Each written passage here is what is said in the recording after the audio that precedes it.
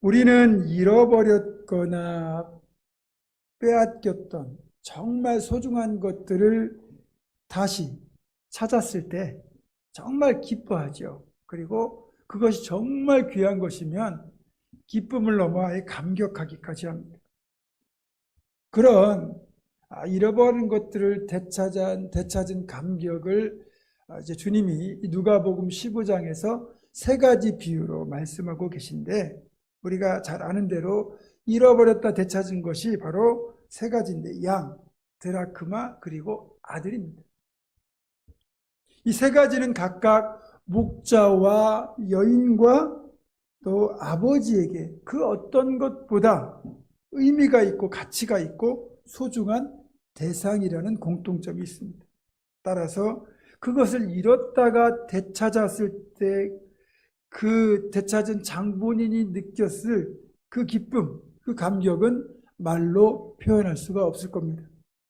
그런데요, 여기서 우리가 한 가지 쉽게 납득하기 어려운 점을 발견할 수 있습니다. 이것들을 잃어버렸다가 되찾은 기쁨은 충분히 납득이 돼요. 하지만 이들이 잃어버린 것을 되찾았다고 해서 그게 기뻐가지고 잔치를 벌이거든요. 그런데 그 잔치에 들인 돈이 되찾은 것의 실물 가치에 비해서 훨씬 더 크다는 거예요.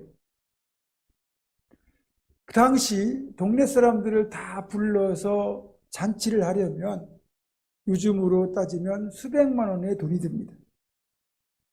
이에 비해서 되찾은 것의 가치들을 한번 보겠습니다. 양 한 마리는 요즘 한 30만 원 정도, 그리고 잃어버렸던 드라크마는 한 사람의 일품삯에 해당되는 그리스 은하거든요. 그러니까 한 15만 원 정도. 또 잃어버렸다가 되찾은 아들은 솔직히 아들이라고 말하기 부끄러운 후레자식이거든요. 그런데 이런 것들을 되찾았다고 해서 되찾은 것보다 훨씬 더 많은 비용을 들여서 수백만 원을 들여서 이 사람들은 지금 잔치를 벌입니다. 세상 계산으로 보면 완전히 손해보는 장사예요. 납득하기가 어렵죠. 그렇다면 이 사람들은 왜 이런 일을 벌이는 걸까요? 그건 바로 객관적 가치와 주관적 가치의 차이 때문에 발생하는 현상입니다. 누군가 어떤 특정 대상을 사랑하는 순간 그 특정 대상은 세상이 매기는 보편적 가치, 즉 물물 교환의 객관적 가치를 뛰어넘는 그 사람만의 고유한 주관적 가치가 발생하고, 그리고 결국 그것이 가치를 역전시켜요. 목자가 자기의 소유가 된 그 양 한 마리를 사랑하는 순간 그 양은 목자에게 자식과 같은 존재가 됩니다. 요즘 반려견 많이 키우시죠? 여러분, 우리 집에 강아지가 한 마리 입양이 되어 들어오는 순간 그 개는 세상에 흔한 개 중에 한 마리가 아니에요. 그 사람들, 그 가정에 있어서는 거의 가족과도 같은 존재가 되죠. 목자에게 이 양이 바로 그런 존재입니다. 또 여인이 잃어버렸던 드라크마, 이 드라크마는 아까 말씀드린 대로 그리스의 은화로서 우리 돈을 따지면 10에서 한 20만 원 정도 되는 화폐인데, 결혼할 때 남편이 사랑의 증표로 이 그리스 은화 10개를 한 꾸러미로 해서 선물로 줍니다. 10개가 있어야 온전한 사랑의 증표가 되는 건데, 어찌된 일인지 그 중에 하나를 잃어버렸어요. 그래서 되찾았어요. 너무 기쁘죠? 9개가 있다 하더라도 1개가 없어지면 온전한 의미가 안 되잖아요. 따라서 잃어버렸던 그 하나를 되찾았다는 것은 남편의 사랑을 온전히 되찾았다는 그런 의미도 되는 겁니다. 그래서 잔치를 할 수밖에 없죠. 그리고 마지막 세 번째, 잃어버렸다 되찾은 아들. 여러분, 자식이라는 존재는 세상 그 어떤 것과도 비교도 할 수 없는, 값으로 매길 수 없는 가치를 지닌 존재입니다. 아무리 말썽을 부리고 속을 썩이는 자식이라 할지라도 여러분, 부모에게는 생명, 내 생명보다 더 소중한 존재이기 때문에 그 아들을 되찾았다는 것은 자신이 마치 죽음의 자리에서 생명의 자리로 돌아온 것 그 이상으로 엄청난 기쁨이 될 수밖에 없습니다. 이런 가치를 지닌 존재라고 하는 것을 여러분 염두에 두고 생각한다면 이것들을 잃어버렸다는 것은 자신의 과실, 잘못과는 상관없이 그 당사자에게는 엄청난 상실감을 안겨주게 되고 고통까지 안겨주게 됩니다. 그런 상황에서 이것들을 되찾았다? 당사자는 당연히 기뻐할 것이고 삶의 의미를 되찾는 것이고 그 기쁨은 어떤 것과도 비교할 수 없기에 되찾는 것의 객관적 가치보다 훨씬 많은 돈을 들여서라도 잔치를 하면서 그 기쁨을 사람들과 함께 나누게 되는 겁니다. 우리 하나님 아버지의 마음도 이와 같습니다. 우리는 하나님의 자녀였는데 우리가 죄를 지음으로써 우리는 죽음의 권세에 넘겨지고 말았습니다. 그런데 그 죽음의 권세에 속했던 우리들을 하나님은 예수 그리스도를 십자가에 내어두시고 예수 그리스도께서는 십자가에서 자신의 몸을 찢기시고 피 흘려 죽으심으로써 우리를 되찾으셨습니다.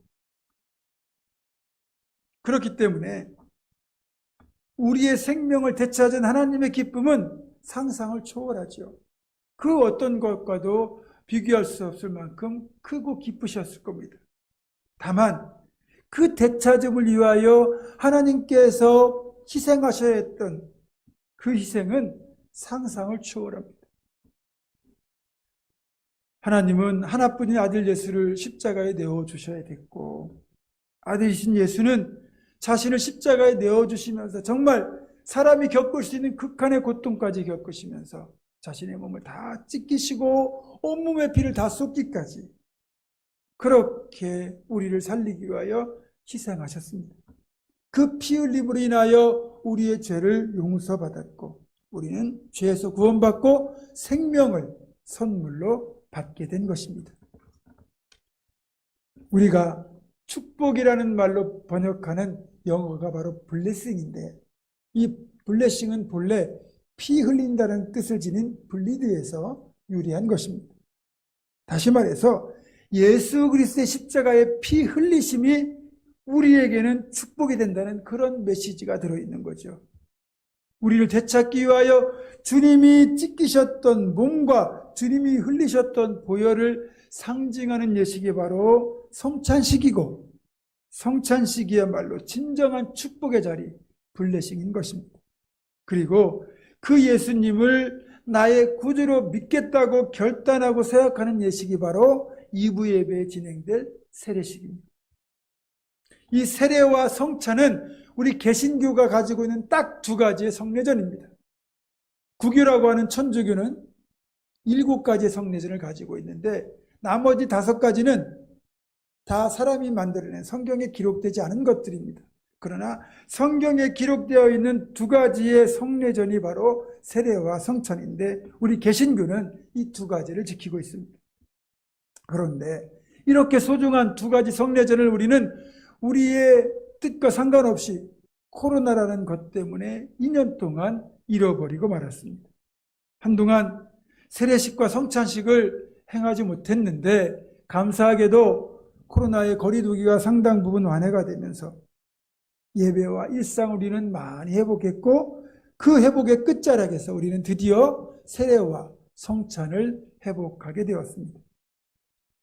여러분, 그 중에서도 성찬식은 더 큰 감격입니다. 성찬식의 기원은 바로 주님께서 잡히시던 날 밤에 행해진 최후의 만찬에서 유래됩니다. 식사 도중에 주님께서 빵을 떼셔서 손에 드시고는 이것은 너희를 위하여 찢기는 나의 몸이다. 이것을 먹을 때마다 나를 기억하라 말씀하셨습니다. 또 식사가 끝난 뒤에 포도주 잔을 드시고는 이 잔은 내 피로 세운 새 언약이니 이것을 행하여 마실 때마다 나를 기념하라 그렇게 부탁하셨습니다. 그래서 우리는 이것을 행하여 나를 기념하라는 주님의 명령에 따라 우리 기독교 공동체는 예배가 드려질 때마다 성찬을 거행했습니다.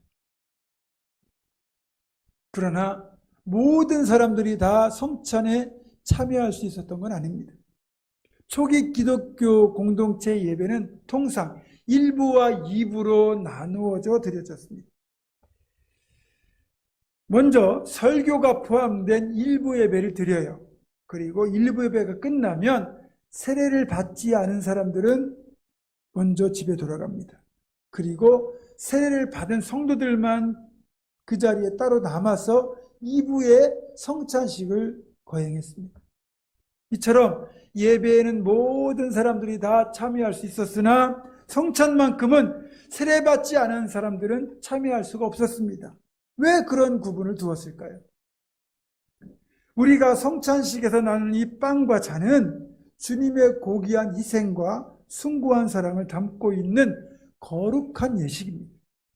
여기에서 찢어 나누는 빵은 십자가에서 찢기시는 주님의 몸을 의미합니다. 또 이어 나누는 포도주 잔은 십자가에서 흘리실 주님의 피를 상징합니다.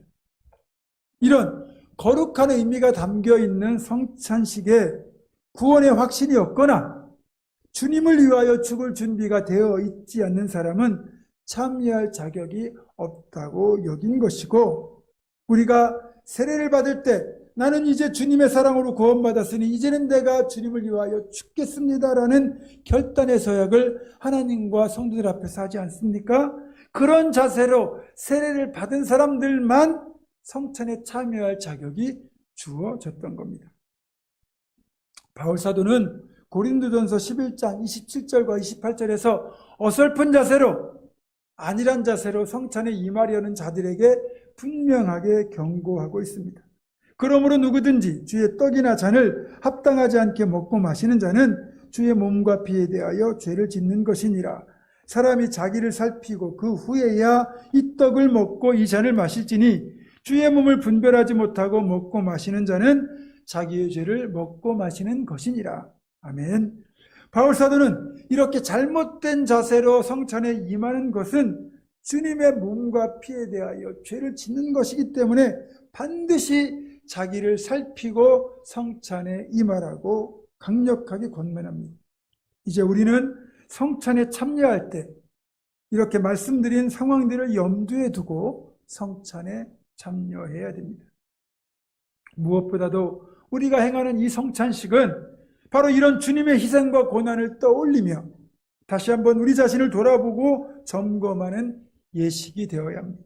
적어도 성찬에 참여하는 우리는 이 성찬을 통하여 주님을 위해 죽겠다는 결단을 다시 새롭게 하여야 합니다. 그리고 우리는 이 성찬을 주님 오실 때까지 계속하여 행하게 될 것입니다. 이 작은 빵을 우리가 나누고 또 포도주를 함께 나누며 주님을 기념하는 이 성찬을 통하여 우리는 2000년이라는 시간과 지리적 공간을 뛰어넘어 이 땅에 오셨던 주님과 한 몸이 되고 한 영이 되는 놀라운 합일의 경험을 하게 됩니다. 또한 성찬을 통해 우리는 나이와 인종과 피부색이 달라도 모든 크리스천이 주님 안에서 한 공동체임을 다시 확인합니다. 더 나아가 우리는 2000년 전에 신앙을 고백한 성도와 지금 이 자리에서 신앙을 고백하는 우리 모두가 하나님 안에서 거룩한 교제를 나눔으로써 신앙 고백으로 하나가 되는 전 우주적인 신앙 공동체를 이루게 됩니다. 무엇보다 성찬은 우리를 사랑하시고 그래서 우리를 구원하시기 위하여 영원히 죽을 수밖에 없는 원죄를 타고난 모든 인류, 한마디로 나 같은 죄인의 죄사함을 위하여 주님께서 피 흘리신 것임을 이 빵과 잔은 생생하게 보여주는 거룩한 상징입니다. 그런데 이런 성례전에 불참한다는 것은 성도의 기본에도 어긋날 뿐만 아니라 축복의 기회를 상실하는 것이 됩니다. 여러분, 소중한 것을 되찾았다면 크게 기뻐하는 것도 좋지만 다시는 이 소중한 것을 잃어버리지 않겠다는 각오와 실천이 수반되어야 하고 이제는 반드시 지킬 수 있어야 됩니다. 이것이 신앙인의 지혜이며 선한 열심이 됩니다. 여러분, 이런 사실을 깊이 새기며 이런 마음과 각오로 다 같이 성찬식으로 나아가도록 하겠습니다. 우리의 친정한 피난처가 되어주시고 우리의 구원자가 되어주시기 위하여 아들을 내어주시고 또 십자가에 피 흘려 죽기까지 우리를 사랑하신 하나님과 예수님의 사랑을 떠올리며 저희들 성찬 예식에 참여하였습니다. 주님, 날 위해 죽으신 주님을 위하여 이제 나도 주님을 위해 죽겠다는 결단이 이 가운데 있게 하여 주시고 이 사실을 가슴 깊이 새기고 세상 가운데 살아가는 동안 늘 실천하며 살아가는 우리가 될 수 있도록 인도하여 주시옵소서. 다음 성찬이 침례되기까지 우리가 우리 삶을 거룩하게 구별하며 지킬 수 있도록 이끌어 주시길 간절히 원하옵고 예수님의 이름으로 기도하오며 이제는 우리 주 예수 그리스도의 은혜와 하나님의 사랑과 성령의 교통하심이 주님을 위해 살겠다는 또 주님을 위해 죽겠다는 거룩한 결단과 함께 성찬에 참여한 모든 성도들 이들의 삶과 가정과 생업과 앞날과 우리 교회 위에 지금부터 영원토록 함께 하시옵기를 간절히 축원하옵나이다. 아멘.